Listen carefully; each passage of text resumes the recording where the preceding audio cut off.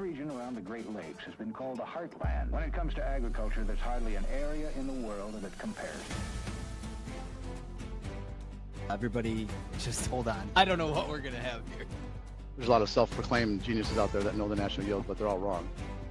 Manage money, piling in. Double digits higher. So at this point, we're in kind of uncharted territory. There's a lot of money on the sidelines. So that was a crazy one.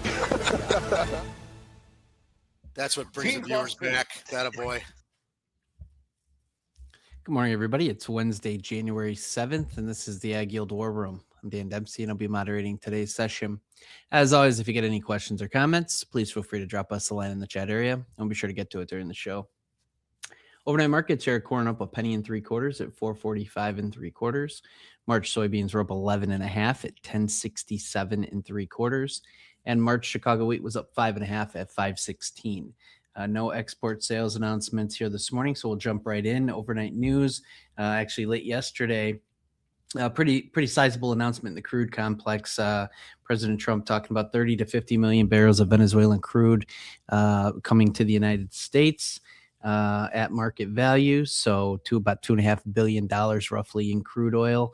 Also, stories out this morning of a sanctioned vessel that U.S. troops are looking to take over. So we're keeping a close eye there. Crude's only marginally lower here this morning as we start. And then also, as we've been talking about, guys, we're just grinding into next week's report, which will give us the final numbers to put this year to bed. So with that, Dustin, maybe a few thoughts here as we start the day, and then we'll throw around the room. Yeah, overnight grains, we had beans higher. We were up, 10 cents on March beans, and that basically recoups yesterday's losses. I think the headline is still, looking for more soybean sales going to China. Reports are out that they're up to 10 million metric tons of the 12 million that they were going to buy, and maybe more announcements again coming soon. So this is right around the 200-day moving average. We're at 1066, 1067 on the 200-day. Been kind of holding below there in the March contract the last week and a half. We made new contract lows.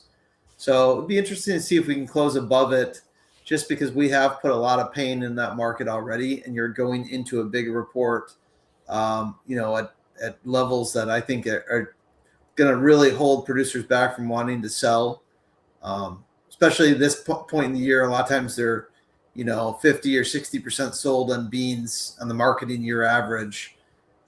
It's going to take maybe a little bit more to pull those out, I would think, if they need it. So we'll see again what the Jan report's going to say. Everything about markets probably for the first quarter. That's kind of buckle up for that report, I guess. Yeah, Justin, this is interesting. I mean, everything that's going on, it feels like we're kind of getting ourselves back into geopolitics here. We took a little bit of a break, and now we're back at it again. But I mean, it feels like a rebalancing here of kind of the global energy picture a little bit. Like, we're taking over an OPEC nation. We've got, millions of barrels coming to the United States. I mean, this could be kind of an interesting way that it plays out with energy prices here as we go forward. Yeah, I mean, the Venezuelan oil production has been decimated, over time. So, I mean, it's 1/5 to 1/4 of what it was in the 90s. Goes back to, communist rule, right? It's just infrastructure has been completely ignored. It's broken down. I don't understand why you would nationalize something and then let it decrease by 80%, but that's what's happened. So yes, I think, the sell-off in crude, all those things, but it's going to take hundreds of billions of dollars and time and energy to get that oil into production, to get it, to US or whatever ends up happening. Obviously the gut reaction is, oh, they're sitting on the biggest oil reserve in the world. Well, what happens from here? Is it, do U.S. companies come in and modernize and update? A lot of these companies already have, hundreds of billions of dollars in projects ongoing. So to go say, okay, 3 days later, we're going to go, dump a bunch of money. And I think that's going to be a longer term thing if it happens. So I personally don't think it's a real fundamental thing yet. It's kind of like saying, hey, we discovered South America and it's got all this ground that could go into soybeans.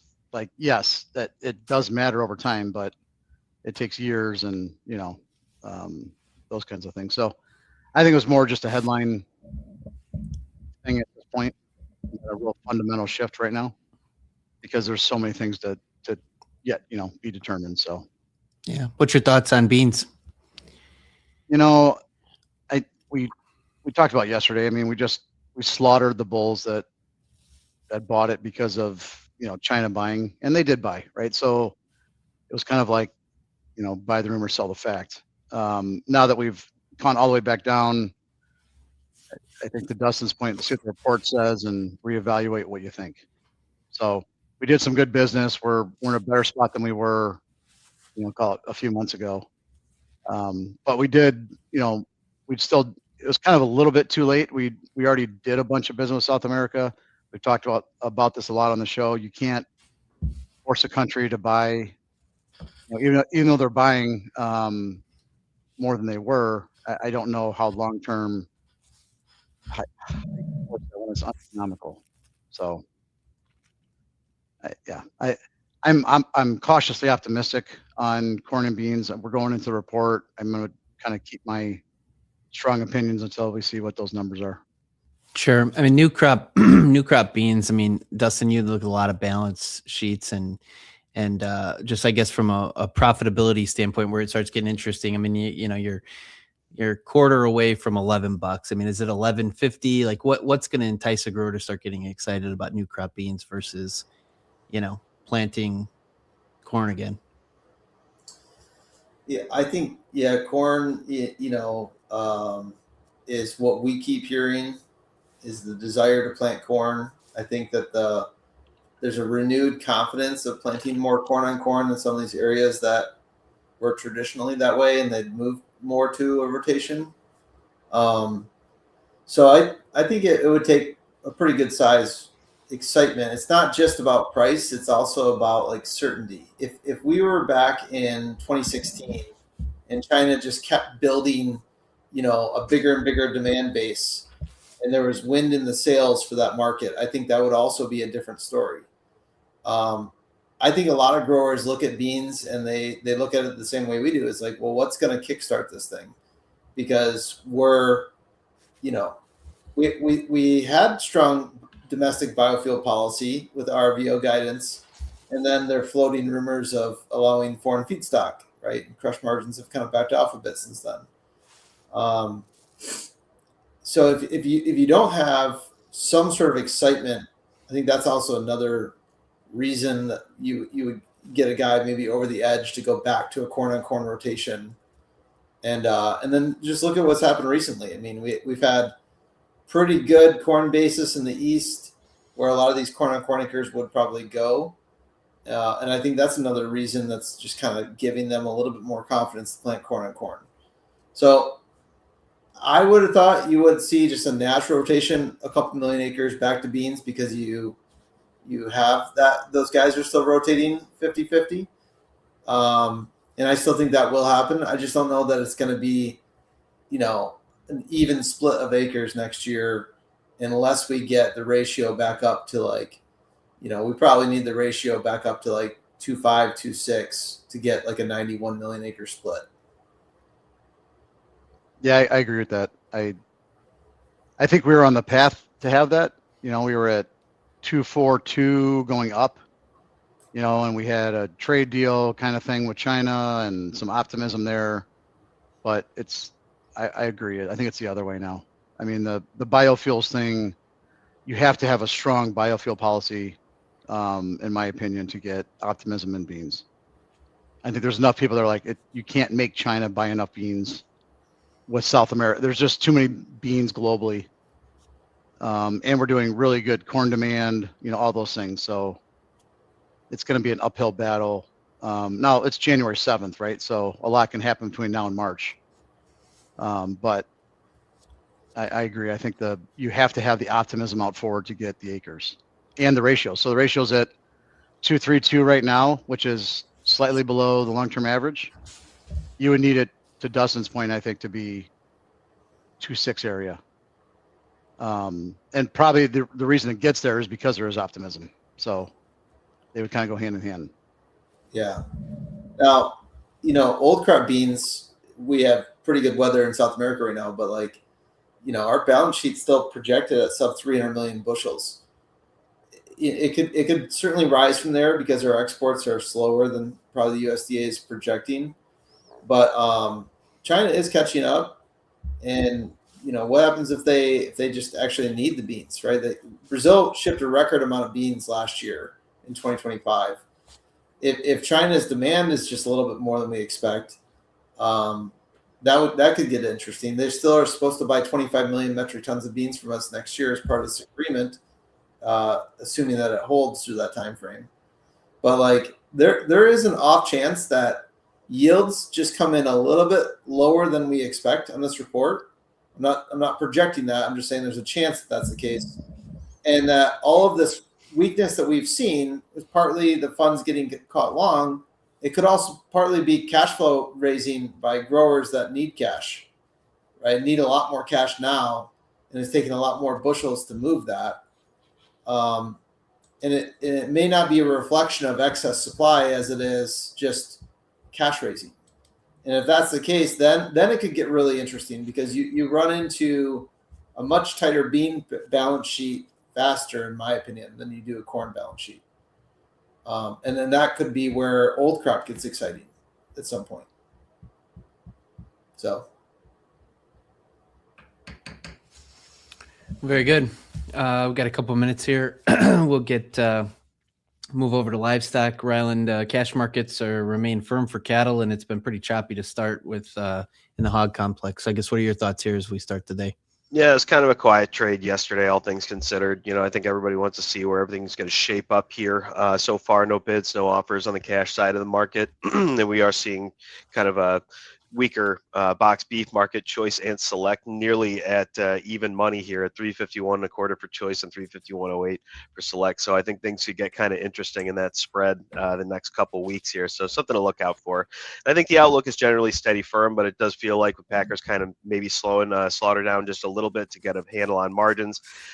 Wouldn't be surprised to see some low ball bids come out here. I just think in order to get cash flow, we need to see a break here on the board, but we'll see how that goes. I mean, I think we got the fund roll coming up here. The Goldman roll's coming up. So it just all in all, I think there's a lot more just optimism that we're still going to see managed money stay pretty heavily invested in the cattle market, especially on the feeder side. With the border still closed, it looks like that is really going to be the focus. Especially with those gaps kind of in the market here above closer to those highs, that 370 to 375 gap.